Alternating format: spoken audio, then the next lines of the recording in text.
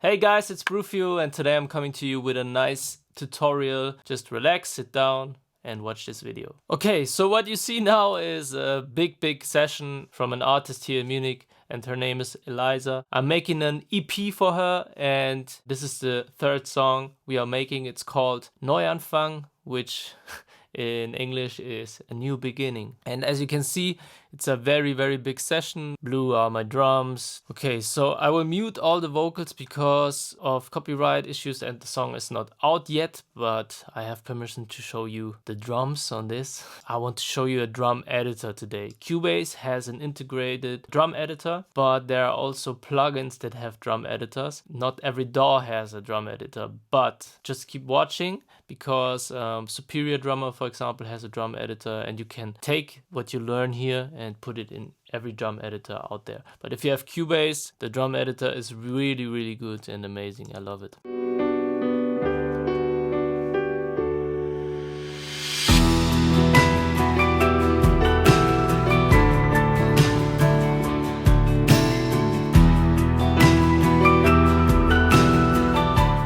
Okay, and now I show you the big outro part.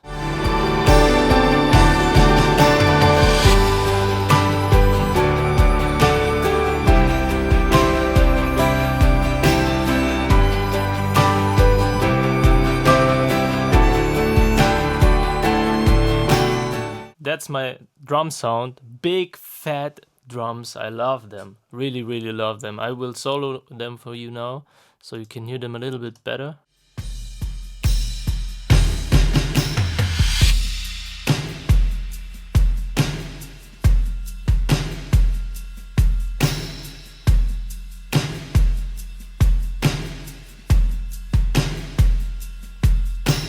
One of my, I would say, best skills in music production are realistic drums. Of course, there are some layers with some electronic drums and stuff like that, but we made other songs with her also with just a drum set with brushes. I make drums now for years and years. I can think like a drummer. I also played drums, but I didn't play for years now. But in my mind, I can sit in a drum set and play the parts and know what is realistic as a drummer and whatnot. But that's not the case for today, but just to show you, okay? This is inactive. These are my toms, for example. I always make them in contact, for example, in this case. And then I bounce them. Then I will make some adjustments with the wave stuff, okay? So it's just easier for me. Once I have my drum sound, I then produce them like real drums. This is my Superior Drummer set. I just built whatever I want for the song. It's always different. I just have a starting kit and then I will make adjustments as I go. You have to separate if you want to make electronic drums, for example hip hop, trap stuff, or if you make real drums in that perspective.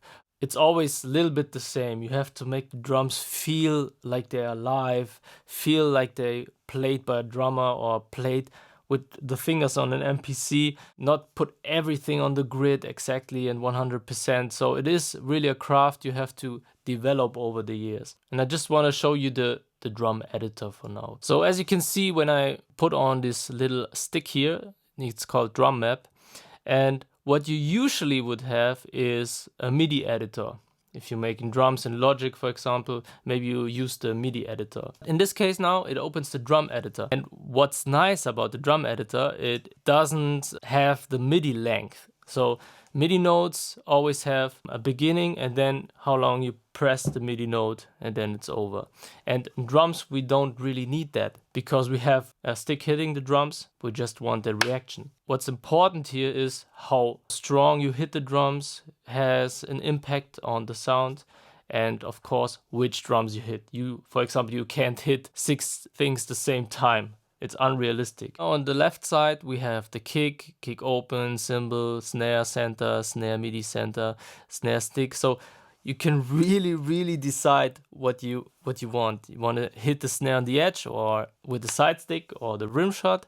And if I choose this drumstick here, just make a hit. As you can see here, we have the velocity. I always have them on my mouse pad here, 50, 80, 100, 127, for example. Then 127 is the most value you have on MIDI notes. I would just put one in here on the kick hit, and you can hear it. As you can see now, we have a little diamond here.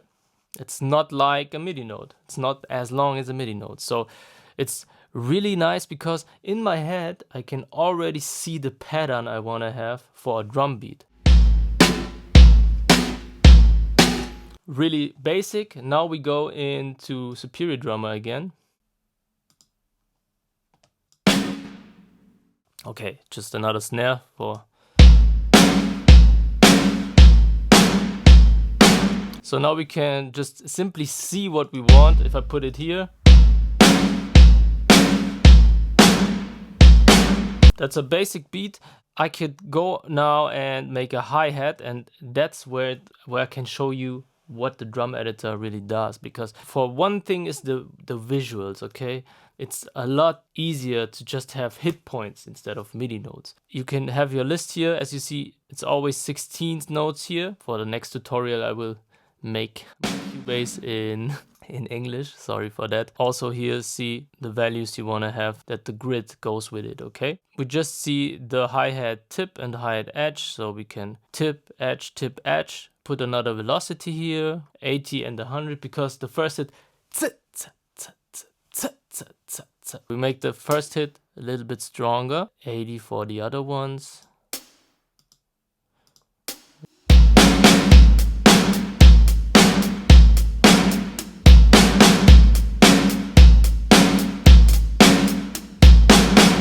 You have the velocities at the bottom, and you can see I just customized them a little bit. On the colors here, you can see how hard the hit is.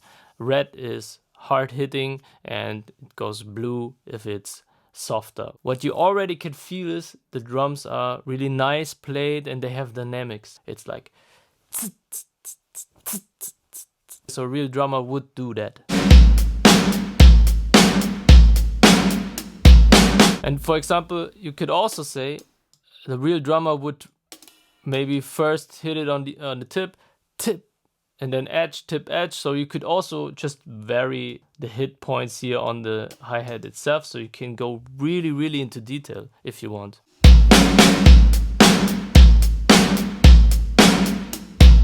So now the first hit should be a crash in my opinion, and therefore you can't play the hi-hat. Maybe a little bit. So, okay, so let's hear it.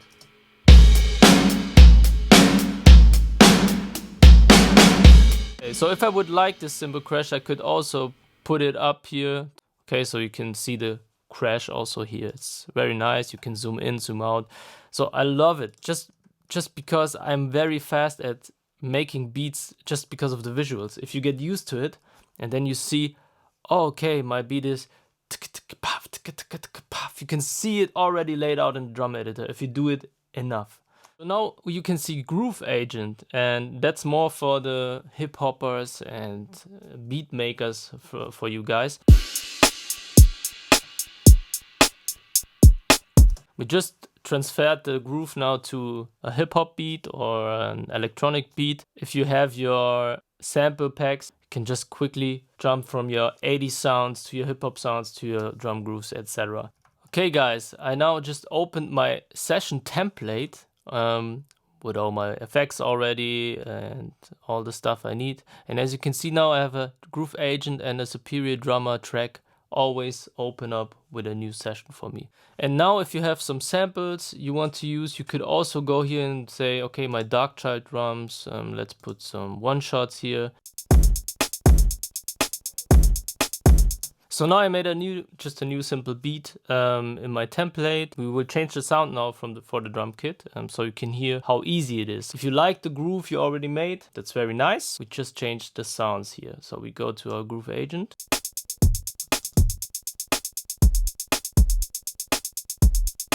Nice. Go to a snare.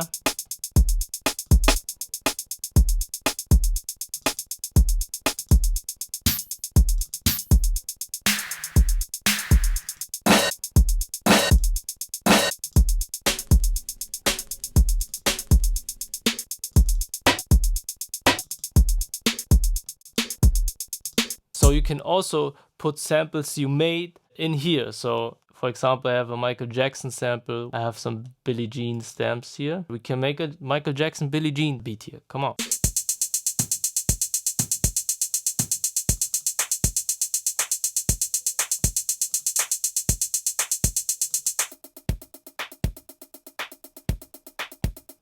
It's very quiet now. We should just drag them up, make them louder and stuff. You can do this here. Let's check this out. The kick.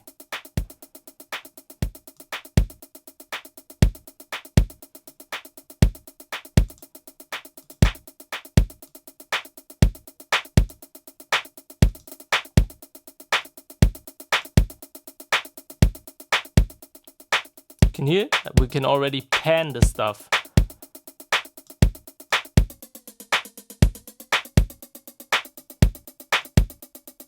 You see how easy that is. Okay guys, that's it for now. Hope you enjoyed the video. I hope you can see how efficient this workflow is. I open up a template, have my groove agent or have Superior Drummer. The drum editor just visually helps me. Then I make a beat, change the sounds in and out to see what works for the song. And it's very efficient and a nice workflow for me. I use the Phantom a lot, because I want sometimes to just push the knobs, or I use the machine. And sometimes I just use the mouse if I'm traveling or something like that and don't want to bring a little keyboard with me. It's just up to you. I just want to show you the things I really use and not what is possible in Cubase. That's just my workflow and maybe you can take something from it, okay? See you in the next one. Peace out. Please subscribe now, you won't regret it. The drum editor, it's really worth it. Give me a thumbs up if you want more content. Leave me a comment, that would be nice.